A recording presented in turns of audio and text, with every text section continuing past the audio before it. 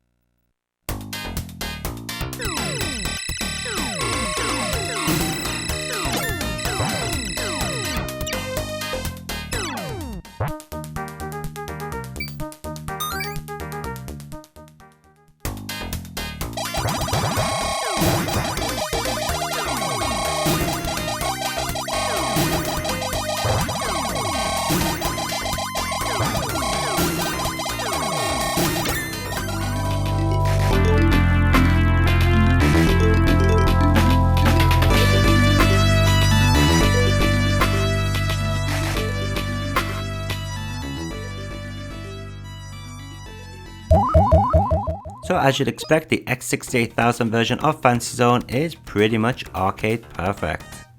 There's not much more to say about it really.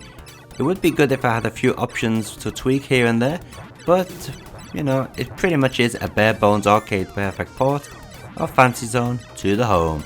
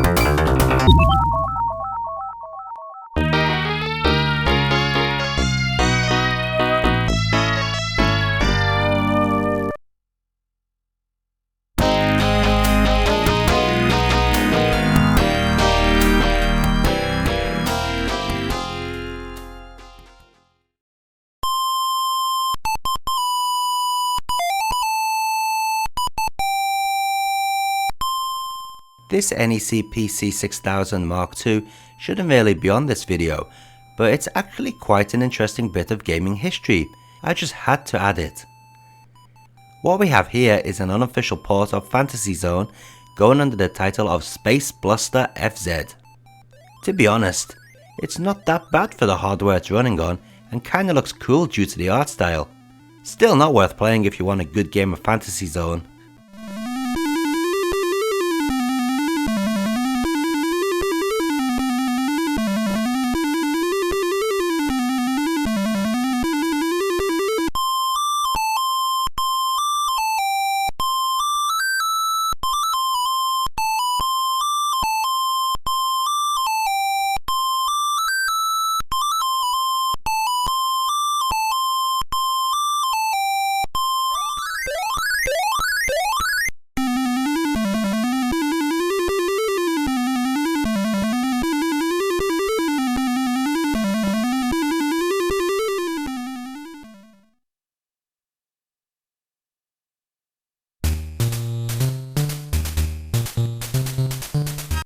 has to be said that the PC Engine version is pretty weak for the hardware.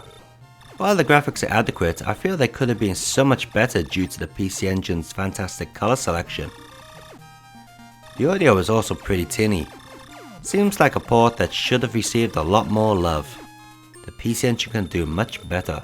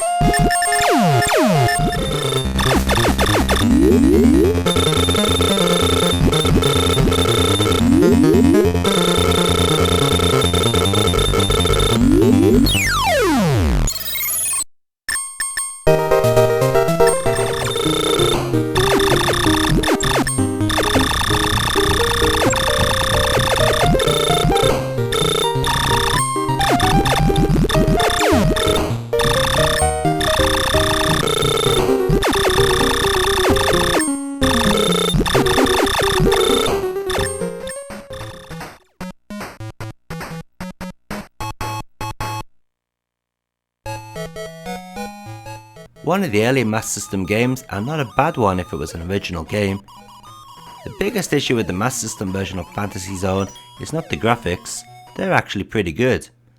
It's not the music either, although it's not that hot. It's the fact that the game is severely cut down. The stages only have a handful of enemy bases to take out, unlike all the other versions, plus there's no radar to find them. Not that you really need one anyway, since they're all clumped together.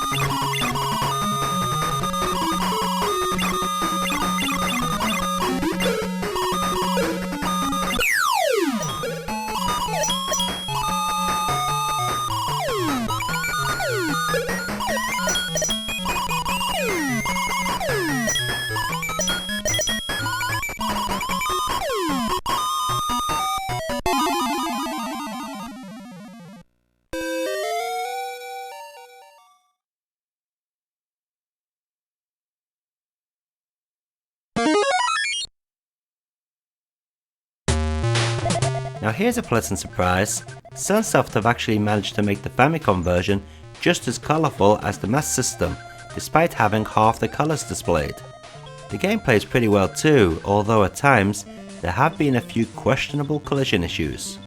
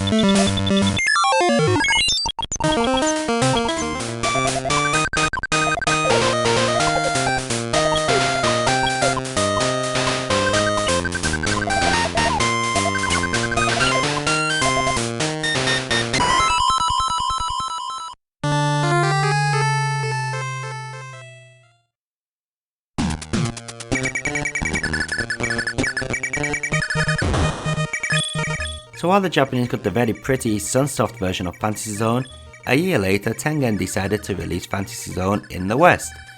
But not the Sunsoft version, oh no. They thought it would be a good idea to make their own version, and it's complete rubbish.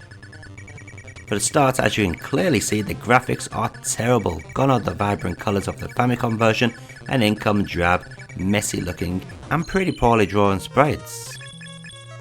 The way the game plays is really horrible as well. The controls are so twitchy and it's actually quite sluggish, if that makes sense. Also the scrolling is jerky, the sprites are wobbling all over the place, and the game just feels unfinished. Basically this is a complete joke of a port, especially when you consider how well Sunsoft made their version of Fantasy Zone for the Japanese market.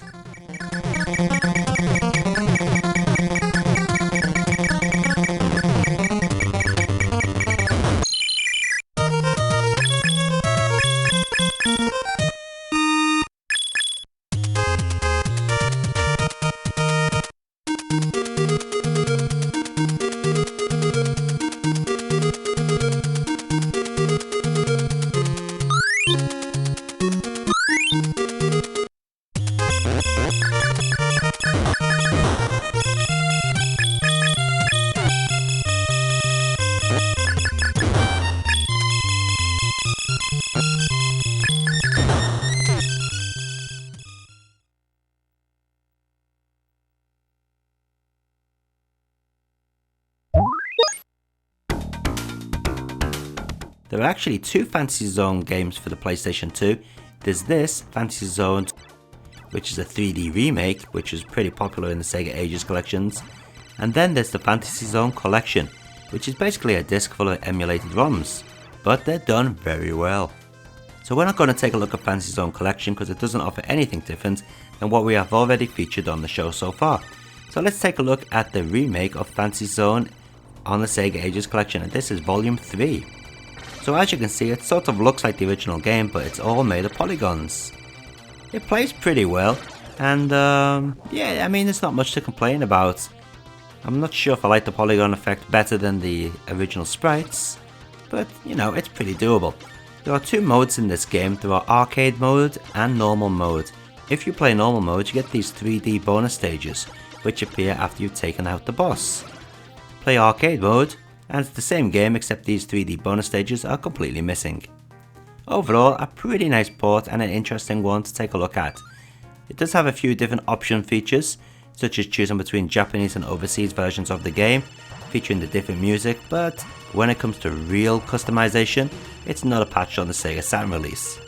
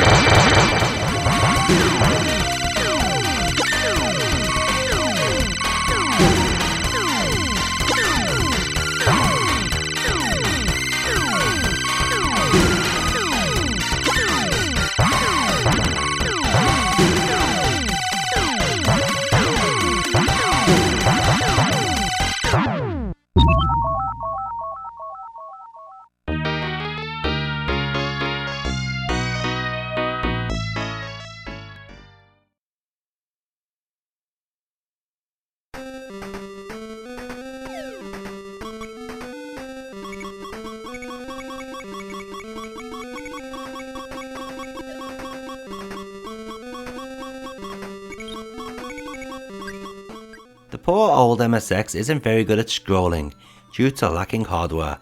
However, even for an MSX, this version of Fantasy Zone isn't too good. The color choices are very questionable. Many times enemies blend in with the background, making them invisible, a serious problem when you fly into them without even knowing they are there. The collision detection is also pretty poor. The hitbox around your ship is too big, meaning you can die even though nothing actually hits you. The MSX may not be the best system in the world when it comes to smooth scrolling, but it can sure do much better when it comes to prettier looking games.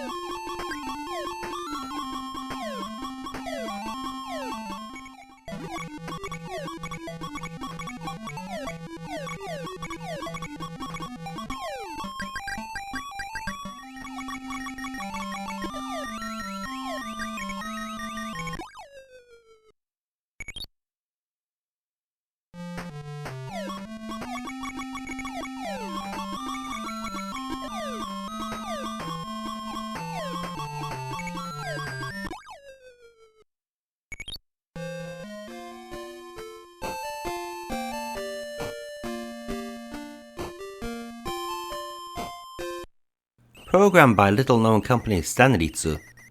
This is more of an original game than a port of the arcade game, but what a pretty looking game it is. Playing on a real Game Gear really is an experience. You'd be forgiven in thinking it was a 16-bit title. The game plays pretty well too, although the rubber band effect on screen scrolling could do with a little improvement in speed. Is it better than the Master System game? Well, you be the judge.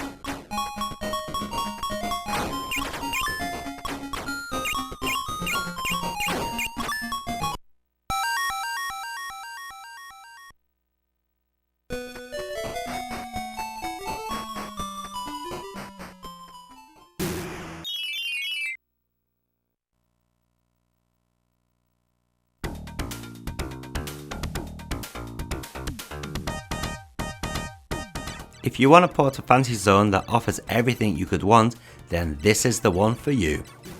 Not only is this version arcade perfect, but you can choose between the Japanese and overseas versions. The games are pretty much the same, however there are some musical differences. This version also has arranged music tracks, replay modes, graphic filtering and more. Easily the ultimate port of Fantasy Zone, and that includes the PlayStation 2 Sega Ages Fantasy Zone collection.